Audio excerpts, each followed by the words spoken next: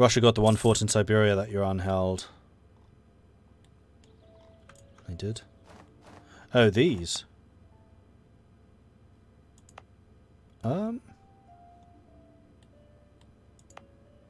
Iran don't have any cores down there.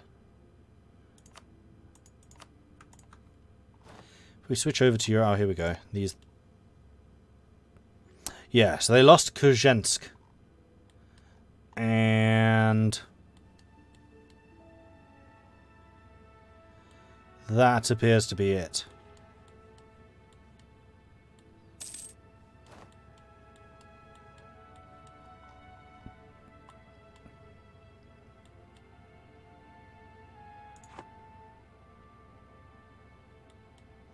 Yep, nothing else is hashed out, so Iran don't have any cores anywhere else.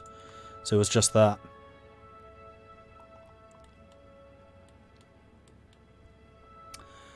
Milan is fighting. Milan is going up against the French. Everyone's going up against the French for some reason. So the Dutch are taking out most of the northern territories. Are there any centres of trade here? Britain have already stolen 2 of them. Co is an estuary, so could be used to boost trade a little bit. And then Finiester is another one. So possibly going for Finiester to get another... Oh no, that's actually Bordeaux. It is not English Channel. So will not matter nearly as much. Although the Netherlands is getting a fair amount of control over the Champagne region.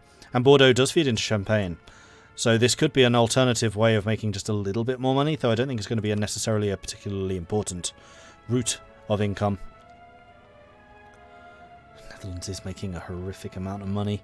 Let's actually just go and take a look at South Africa. I'm curious to see if they are building any trade companies. How do I see that again? This is a trade company area. Here we go. Yeah, they are. They're building loads. This makes sense. So getting the local production efficiency up as much as they can. Getting the development cost up as much as they can. And the tax modifier. Local goods produced up. Production efficiency up. So yes, the Dutch are definitely doing a lot of work with trade companies, at least in South Africa. Where else are the Dutch active? I think that's it. Trying to remember if there's any other sneaky Dutch colonies around, but I don't think so. And there we go. France has just peaced. Oh no, they haven't, sorry. France is actually fighting back a little bit. Bar and Ulm's armies are doing their job. Prussia was down here doing some damage to Ulm. Hopefully they can force... Oh, in fact, the first war against Ulm should get them to cancel guarantee. Cancel their diplomatic treaties with France. I might go and suggest that. Hey, Poet. I was just thinking, though, Hi. Those who are at war with Ulm at the moment might want to make them cancel diplomatic agreements with France. I was just thinking, though, those who are... Whoa, you are really quiet. Me? Oh, there you go. Sorry, no, I'm getting very confused because I'm getting you in both ears slightly out of sync with each other, and it's... Yeah, really I think I was confusing hearing me. I just had myself and then thinking it was you. Yeah, you will have been. I have your channel on very quietly while I'm playing, but I just muted you so I can hear it. I just muted the stream so I can hear you through Twitch. Yeah, I understand. So, did you get what I was saying? You're basically saying people who are at war with France, they ought to make it cancel diplomatic agreement, but I don't think you can cancel a guarantee, can you? I think if they peace out Ulm, they can tell Ulm to cancel the guarantee. Ah, yes, okay. Cool. I will go and suggest that to Phoenix. Okay, thank you. Alright, back in here. Sorry, we're probably getting the wiggly screen again. We are. I don't know why that's happened. There seems to be a Streamlabs issue. I am so close to going back to just OBS. Although this is one of the few places where having the integrated notifications and chat is actually really, really nice. Just because it means I have less open windows. But, it's irritating. Has Vinland actually formed? Vinland has actually formed, the real Vinland. So Sweden finally getting their colonial nation here. I'd kind of like to see Sweden pouring money into Vinland and then getting Vinland to declare war on French Canada and see if they can snipe some territories that way before France properly implodes and before French Canada goes for independence. Because if we just go and take a look at France, I'm guessing that Canada has a fair amount of liberty desire.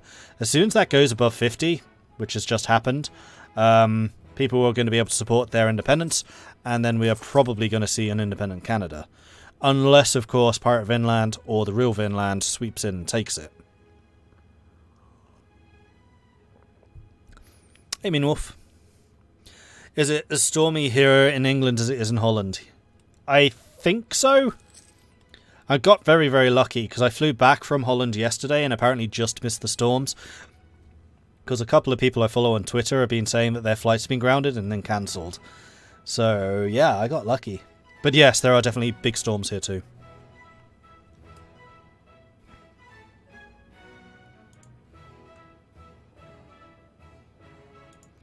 Prussia is so close to forming Germany.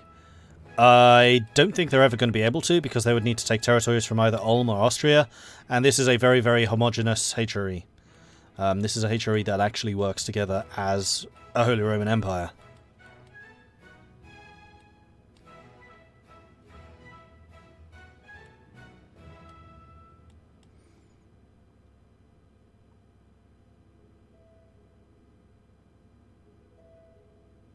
Hey, Valiant.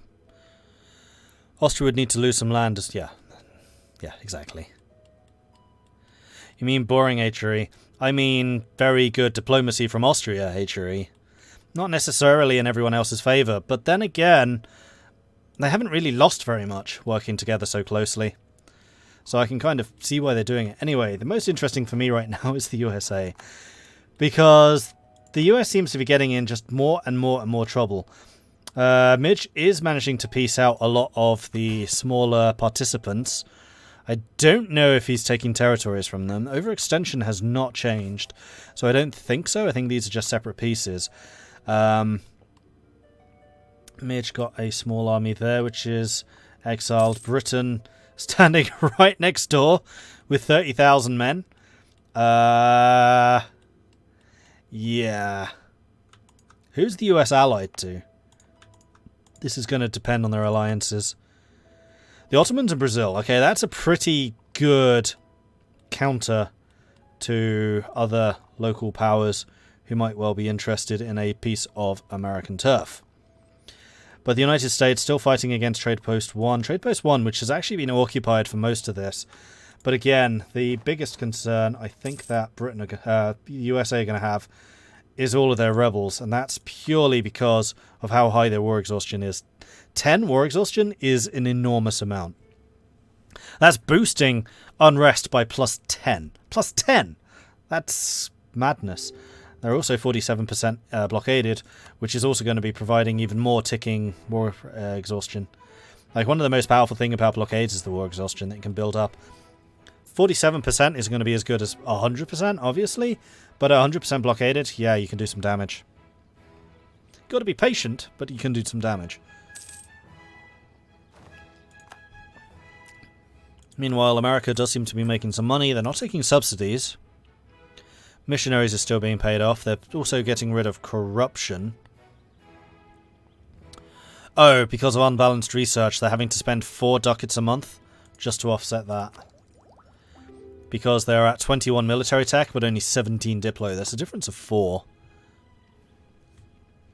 Is Poland bigger or something? Yes, Poland did take a couple of provinces from Russia. They managed to take basically these 2 states here. I think it was about 8 territories they gained. 3, 4, 5, 6, 7, 8. Yes, exactly 8. Trade post is at 20. I don't think Midge is going to be able to take Havana out. Then this would be what are they called? Padaranaga and Sioux.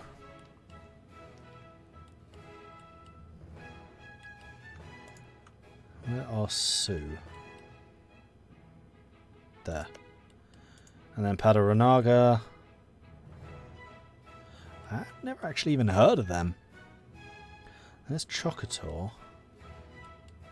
Which thankfully they're not fighting, because Chocator was a bit of a tough one. And here come all the rebels. Alright, where are you? Oh! Okay. Another trade port. So the Trade League has been defending Trade Post 1, with the exception of Hamburg, which I don't think did. Because if you declare war on one Trade League nation, then all of the Trade League will also declare war. Is Hamburg doing anything to repair their prestige problem? No. So as soon as this ruler dies, I think the Trade League will be dismantled. Or does it have to get to minus 50? I think it has to get to minus 50 to be dismantled. But that's towing a pretty close line. Only 16 away.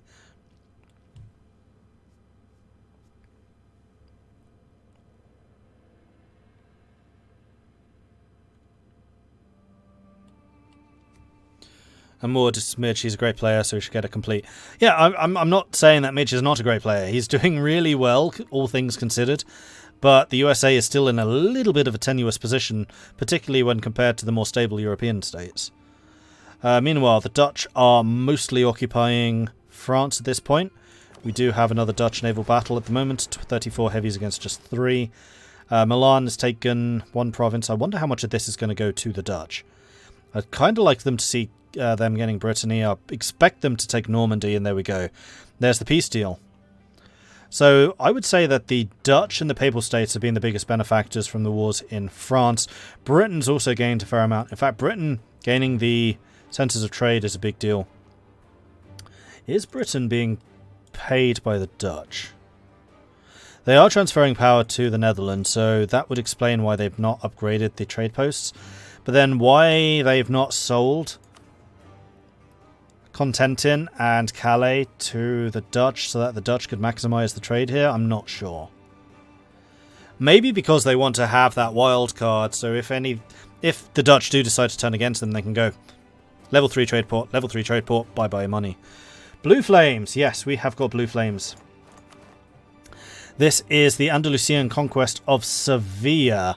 Last time this was a haphazard invasion, which I think was just part of a peace deal. But we'll see if that is still the case, because it does look like both sides have called in all of their allies. So we have the Ottomans, we have Russia, Ulm, and the US, which he called in Ulm, he shouldn't have. Then we've got Andalusia, Great Britain, and Tunis on the other side. Naval-wise, I would say that these guys are stronger. I'm actually a little bit surprised the Ottoman Navy is as small as it is. What's happened to their fleet? The Ottomans still have the biggest, but it's mostly light ships and transports. They have a couple of galleys, but Britain coming in with their 57 heavy ships should be able to wrestle pretty strong naval control here. Tunis, Timurids. Timurids are also in this war. Fighting against the Ottomans. Ho ho! So we've got Hindustan on the Ottoman border, we've got the Timurids on the Ottoman border. It looks like people are starting to rally against the Ottomans, who have been rather brusquely showing off their power. Andalusia immediately being pieced out, gaining a bunch of territory here in Iberia. So it looks like that the Timurid assault has kind of scared them a little bit.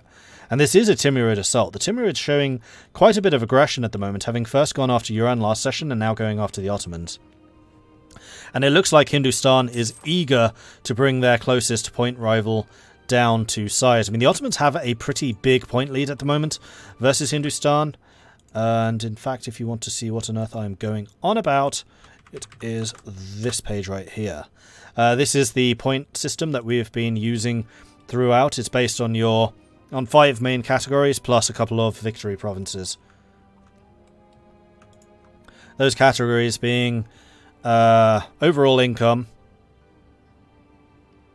largest navy, military score rating, highest developed province, and great power status. Mamelukes are also in this war. It's actually more significant than I realised. Hold on. Whoa, we got in battle. 150,000 Ottomans against 143,000 Mamelukes and assorted allies. The Ottomans are the 116, oh that's Jerusalem, discipline against 113 Huzzah! Mamluks, 5.6 morale against 5.5, 2.5 military tactics against 2.8. The Mamluks have got a really nice backline, I would say. The Ottomans have got a little bit too much artillery there. 40 does seem to be the combat width at the moment, and they had about 70. But the first battle did go the Ottoman way. And this is an extremely large Ottoman army. This is just one stack. Currently suffering 4.5% attrition every month. They do still have a couple of janissaries, but not very many. They don't have a particularly well-drilled army. They do have 46% professionalism.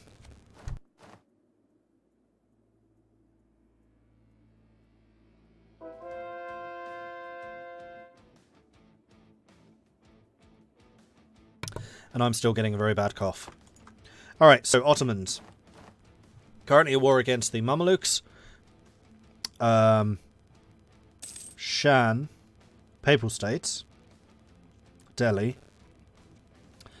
And on their side is the Ottomans, Russia and the United States. And then on the Timurid side we've got the Ottomans, United States, but not Russia, versus the Timurids, Hindustan. And Russia has dropped down to 5th great power, so they are allowed to be allied with each other.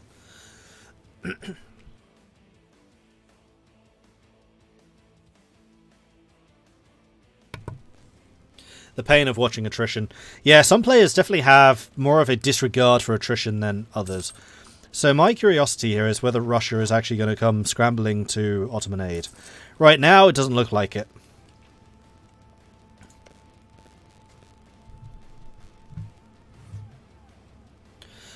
The Ottomans are still only allied with the United States, so this might have been a Russian intervention as opposed to an alliance, which is allowed.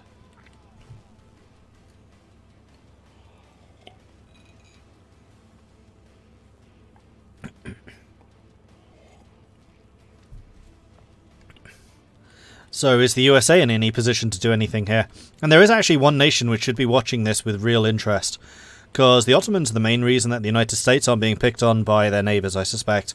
And with the Ottomans busy with the Timurid and Mamluk alliances, the United States may be finding themselves a little bit isolated. Their only other ally being Brazil, who is not being called into any of these conflicts. Meanwhile, the Timurid forces do continue to expand.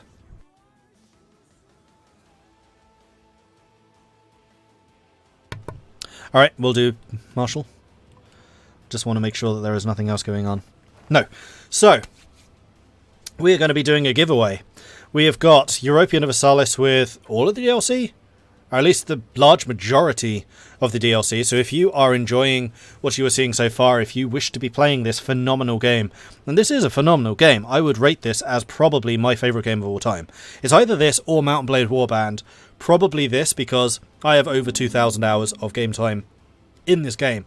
So if you would like to win a key for EU4 and all, or most if not all, of the DLC, then what you need to do is really quite simple. You just need to say more EU in chat. Just the word, as one word, more EU. Like so. If you would like a chance to gain Europa Universalis IV and all of its DLC, probably, at least most of the DLC, then that is the way to do it. So more EU. Get those more EUs in. Meanwhile, yes, we do have the entirety of the HRE also jumping in a coalition led by Austria. This is the Austrian reconquest of Olitania.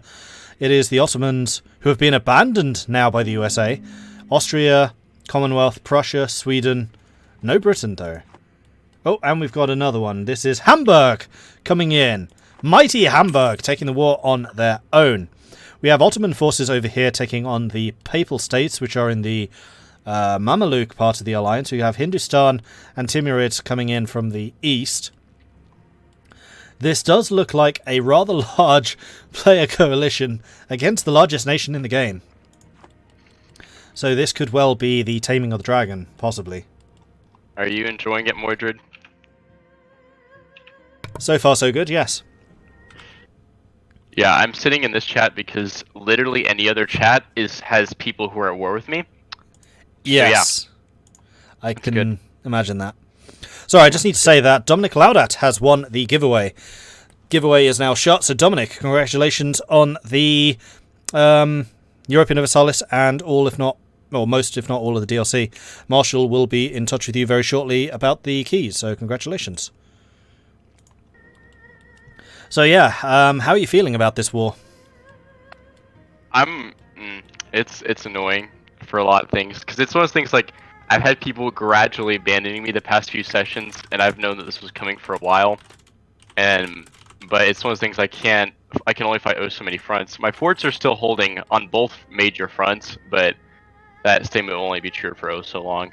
Yeah, and your armies are kind of split. Like, you have a fair number in Iberia, you have a fair number against the Mamelukes, but your European frontier is unguarded.